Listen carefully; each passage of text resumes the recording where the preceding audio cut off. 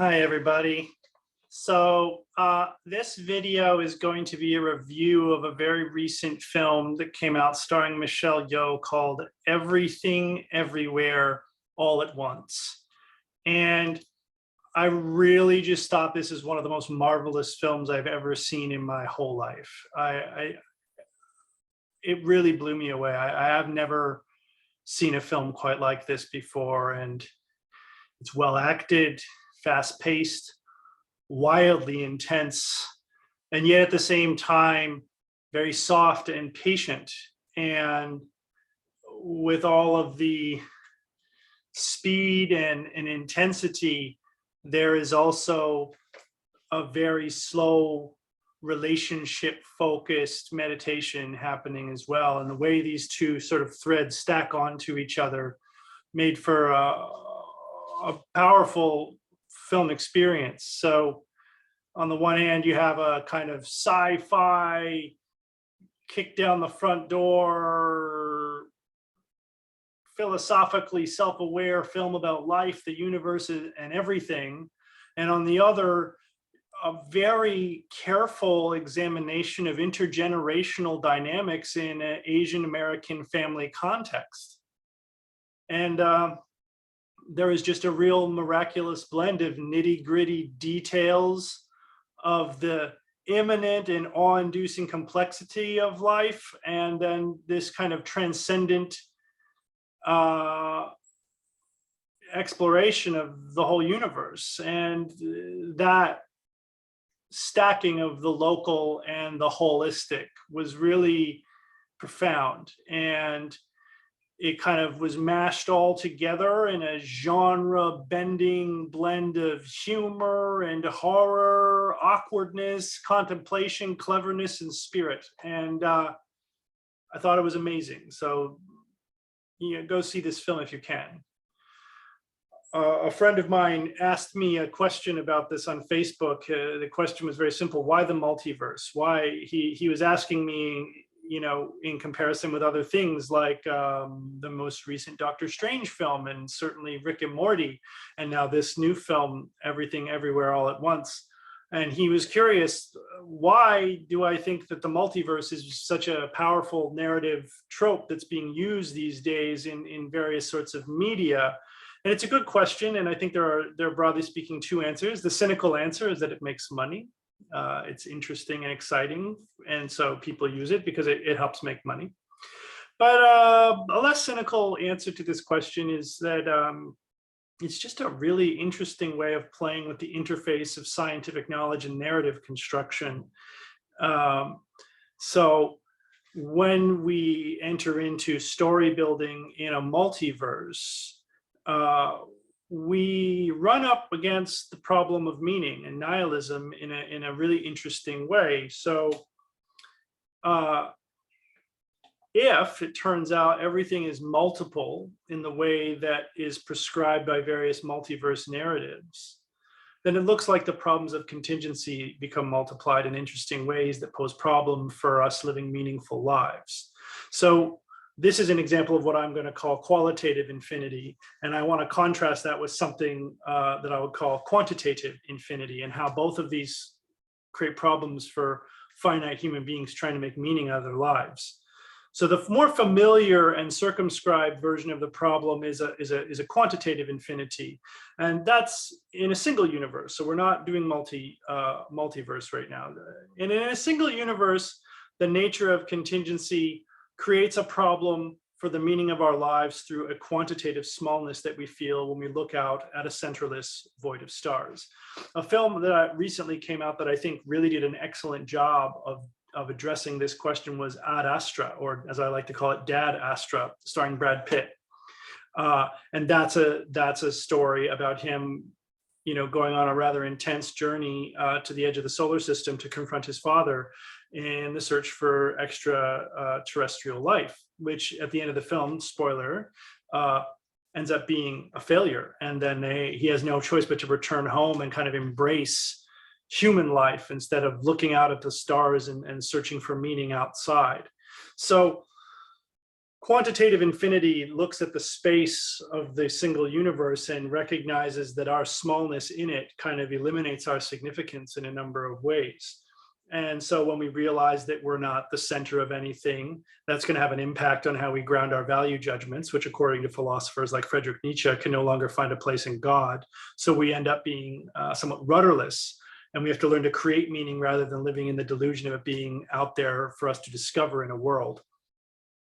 Now, philosophers like Immanuel Kant deal with the problem of quantitative infinity by acknowledging our cosmological insignificance, but elevating our moral significance.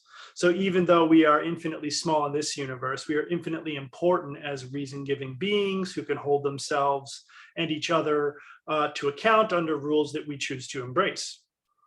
But this, I think, is where the idea of a multiverse becomes salient, relevant, and super interesting, because in this world that we discover in the film, through the characters, in particular, the relationship between Michelle Yeoh's character and her daughter, if there are many universes, infinite versions of ourselves, then the kinds of stories that philosophers like Kant want to tell about our significance as agents in the face of our insignificance as parts of an unimaginably vast cosmos, those kinds of significance, moral significance, those also get evacuated through infinite multiplication. So if we look at the main antagonist in Everything Everywhere All at Once, she's trying to destroy the universe because she sees that every possible permutation of her choice is an actuality in a parallel universe, which means that every option is available. And if every option is available, then no choice can be meaningful. That's sort of the view. And if we jump over to Rick and Morty for a moment, I think this is one of the reasons Rick, the character of Rick, is so nihilistic in that show, because if every path we might choose and not choose is already out there, then it seems to rob any action we take here and now of any significance, whether that significance is discovered or created. So the multiverse concept forces us to think about a qualitative infinity, that is, infinite versions of ourselves that do every possible permutation of every choice that we make in our lives here. And so it provides a new context in which to explore questions about meaning and its absence in human life. And instead of the absence being explicated in terms of our significance being reduced to nothing in the face of a spatially infinite centralist cosmos, the absence of meaning gets explicated by being multiplied until it envelops everything. So in a quantitative infinity, rather, where we're super small and the world is super big, our meaning and our value gets reduced to nothing in the face of the void.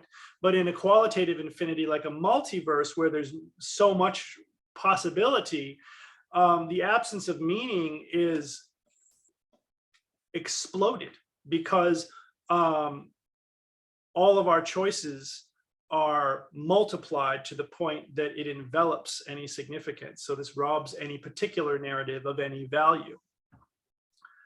One of the beautiful things that I loved about this film, Everything Everywhere All at Once, is the way that that question is being asked at two levels. It's being explored through this super interesting, gritty, almost, when you watch the film, the cinematography is so agitated that you start to feel uncomfortable with how fast things are coming at you.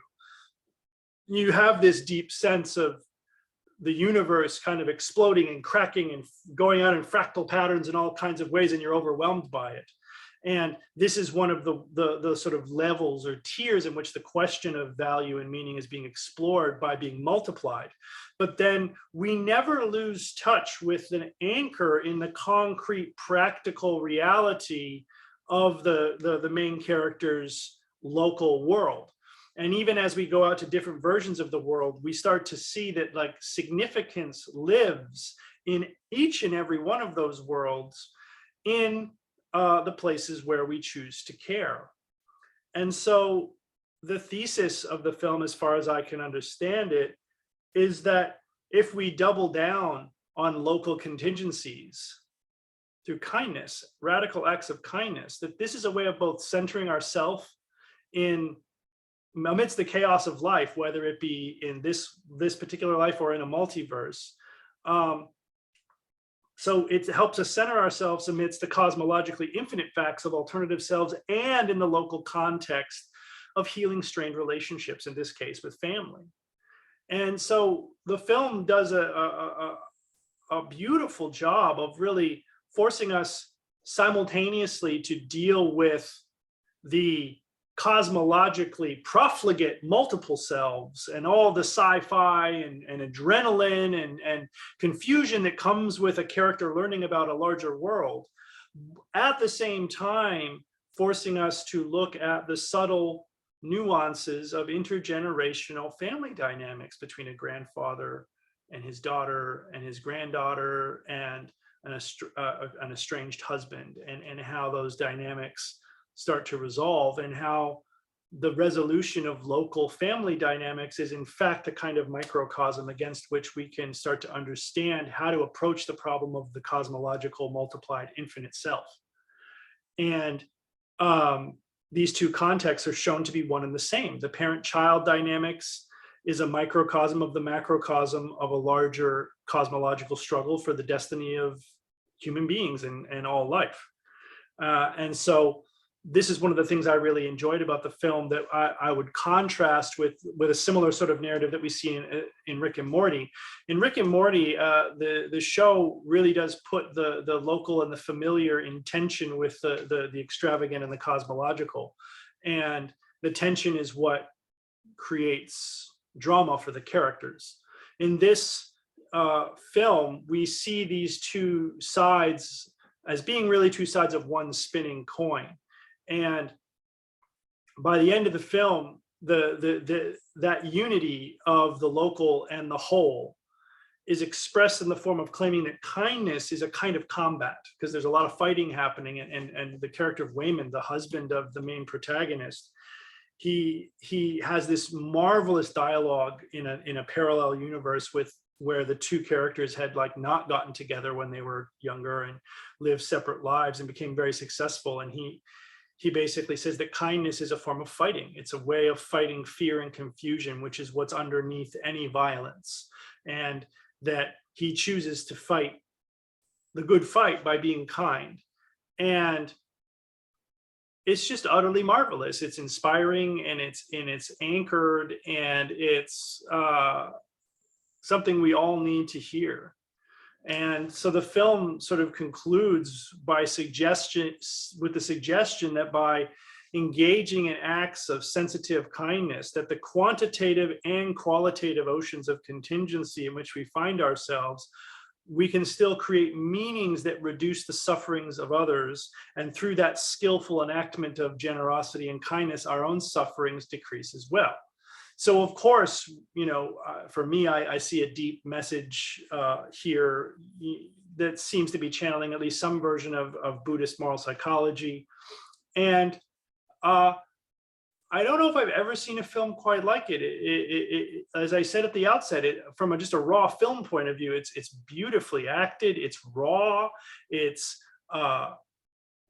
you can see the beads of sweat on these characters' faces. It's filmed very well, but then it's also just absurd and hilarious and irreverent. There's quite a lovely narrative around one version of the daughter trying to come out to her grandfather and introduce her girlfriend, and the mom accepting them, and just the consistent way in which the filmmakers stacked the sort of local family dynamic drama with this much higher stakes cosmological multi-universe war right on top of each other, so that you can't really see the difference between them. They are just refracting off each other the entire time. It really created a marvelous experience to watch the film. I had to watch the film in two sittings. It was very intense, just in terms of how it was filmed and how fast the frame rates were cycling over, and just how much is happening and getting thrown at you. But in spite of that, it really was, for me, one of the greatest film experiences I've ever had. I don't think I've ever seen a film quite like this, and I doubt I will again. And for this reason, I think it's probably one of the greatest films I've ever seen in my life. It's truly magnificent, and I hope that if you have the time and the energy, you'll get out there and see it. All right, everybody. That was my take on this most recent film from Michelle Yeoh, Everything, Everywhere, All at Once. Go see it.